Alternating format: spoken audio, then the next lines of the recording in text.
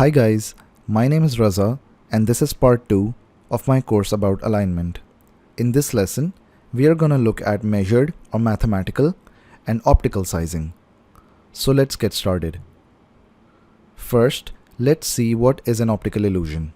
You might know that our brain perceives information a little differently than it actually is in the real world. So, an optical illusion is a visual stimuli that is perceived by the eyes and then comprehended by the brain in a way that is different from reality. Now, why optical adjustment is important in graphic design? So the number one reason is that it creates a visually appealing or balanced piece. Number two, it reinforces an understanding of a message. And lastly, without optical adjustments, reader can be impaired from comprehension. Now look at these shapes and see which one seems bigger to you. I'll give you a moment to observe, or you may pause the video. All done? Which one did you choose? Was it the square? Yeah, most of the people must have thought that the square is the biggest. But actually, they all are equal. You might be thinking that if that was the case, then why did they seem all differently sized? That's because our eyes perceive shapes in a different way. As you may see in this graphic, the more the shape looks closer to a square, the more chance that our eyes would perceive it to be bigger. And the opposite is true as well. So non-squarish shapes would seem smaller. Like in this example, our eyes would perceive the leftmost square as the biggest shape, and it would tell us that the circle is the smallest of all. So how do you rectify this problem? In order to make these shapes perceive as equal, we need to use something called overshoot. So what exactly is overshoot?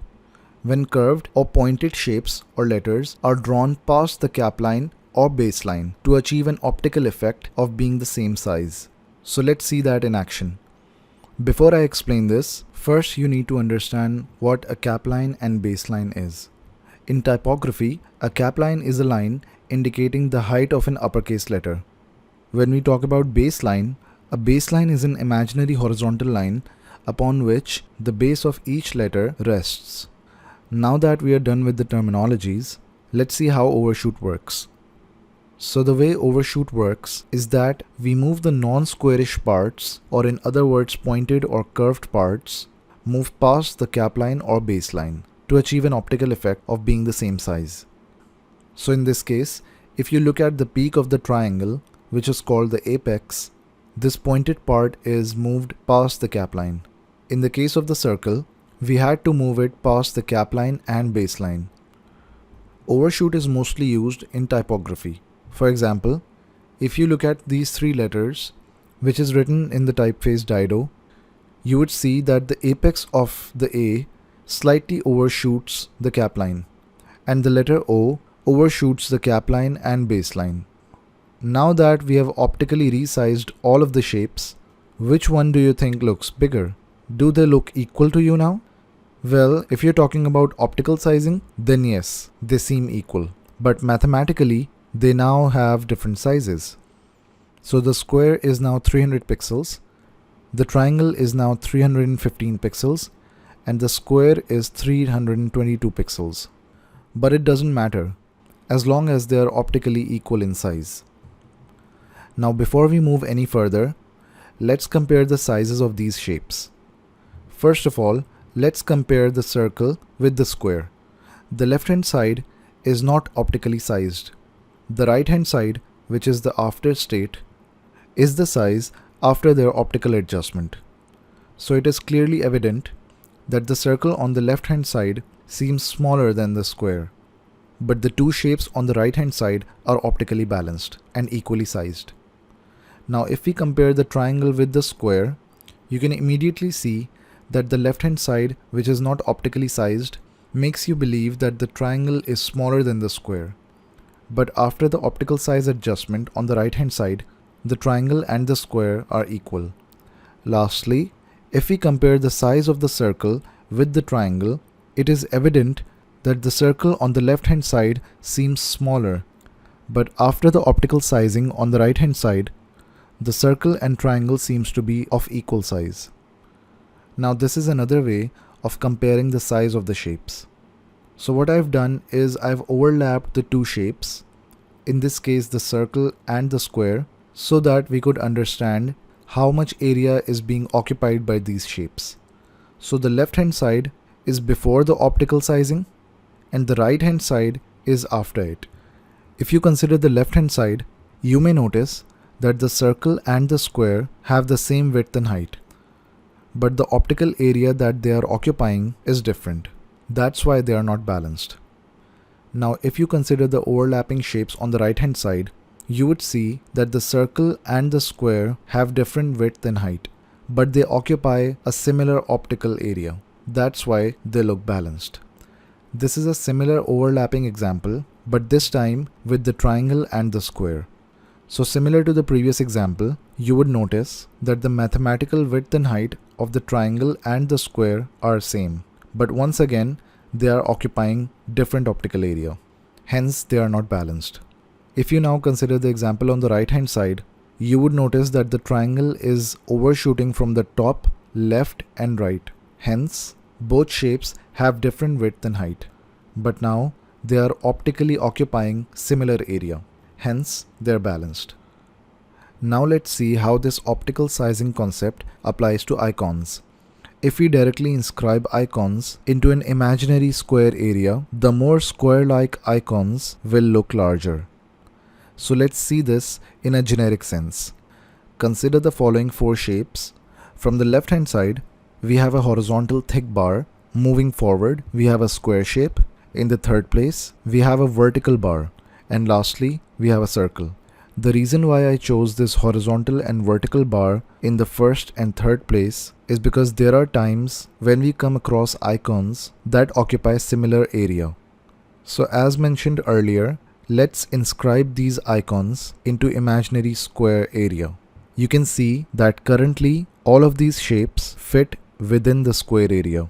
But we have already seen that the non-squarish shapes need to be optically sized in order to be perceived equal in size. Therefore, we need to consider two main points. So in case of icons, we can resolve these spatial issues in two ways. Number one, compensate the weight of differently shaped icons by allowing visually smaller icons to hang beyond the icon area. Number two, leave some space between visually heavier icons and the icon area. So point number one explains how we can optically balance non-squarish icons, and point number two is for the heavier or squarish icons. Over here, I have taken the same shapes and optically resized them as per the previous 2 points. So if you inscribe these shapes into the same square area as before, you can see that the visually smaller icons hang beyond the icon or square area. And for the visually heavier icons, we have left some space between them and the icon area. Now if we consider some real icons that are already optically balanced, we can easily observe them by inscribing them again into a square area. You can see that there are two squares over here. The outer square is just a container for all of the icons. The inner square is what these icons are inscribed into. So I'm going to be focusing on the inner square. So if you see from left to right, the first icon, which is a square shape, is exactly inscribed within the inner square and there are no overshoots. But when it comes to the pencil, warning, arrow, and clock icon, there are some optical adjustments that have been made. For example, the pencil icon is overshooting from the top right and bottom left corner. Similarly, the triangle or warning icon overshoots from the top, left, and right side. As for the arrow, the left and right side is hanging beyond the square area. Next, the clock icon is overshooting from all of the sides, as each of the end is non-square. And lastly, we have a save or disk icon, which is obviously a square shape, so we don't need any overshooting here. Now let's consider some social media icons that are already optically balanced. If we apply a ruler, we'll be able to see that there are some adjustments when it comes to the Twitter, Instagram, and Pinterest logo, as there are some curves involved in their logos. But when it comes to the Facebook logo, it's completely a square. Therefore, there wasn't any optical adjustment required. As another practical example, let's look at these two logos. In terms of their mathematical size, they both are equal, as the cap line and the baseline of the Avaya logo is equal to the circle of the NOS logo. But if we see them optically, they both look very different in terms of their size. After optical sizing, the cap line and baseline of the letters in both logos are the same, but obviously when we achieved that, the circle element in the NOS logo overshoots the cap and baseline. Let's now consider another example where we have a text box and a rounded submit button. The diameter of the circle is 146 pixels.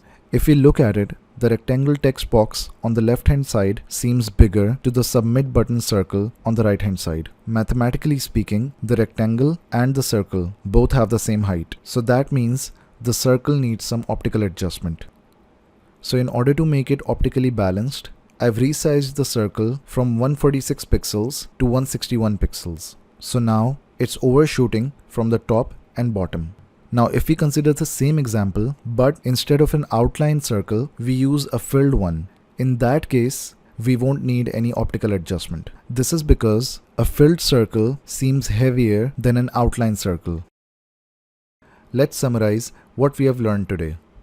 So the number one point that you need to remember is that optical weight is how human eyes perceive the size of an object, and it doesn't necessarily equal its pixel size. Number two, non-square shapes need to be higher and wider to be optically balanced with squarish shapes. And lastly, areas for icons should have some space reserved for optical balancing. That's it from this lesson. I hope you enjoyed it and learned something from it. If you did, please like and share. And if you have any questions or comments, please feel free to comment in the comment section. And lastly, don't forget to subscribe to my channel. So I'll see you in the next video. Thanks for watching.